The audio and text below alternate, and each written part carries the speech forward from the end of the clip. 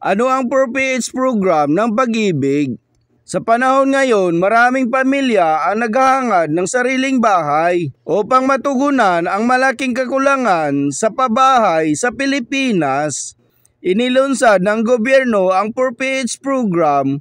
Ang 4PH o Pambansang Pabahay para sa Pilipino program ay isang proyekto ng gobyerno sa ilalim ng Department of Human Settlements and Urban Development, katuwang ang Pag-ibig Fund.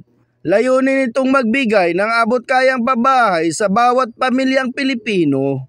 Sino ang maaaring mag-avail ng 4PH program? Lahat ng active Pag-ibig members.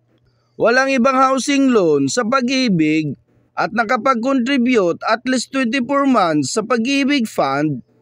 Mga benepisyo sa 4PH program: abot kayang hulog, mababa ang buwanang bayad, naswak sa budget ng mga manggagawa, maraming location, ipapatayo ito sa iba't ibang lungsod at probinsya sa buong bansa.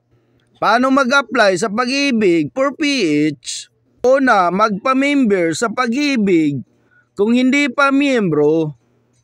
Pangalawa, i-check ang inyong LGU kung may available na 4PH project sa inyong lugar.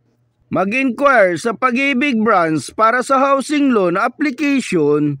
Kumpletuhin ang requirements, valid IDs, payslips, certificate of employment at iba pa.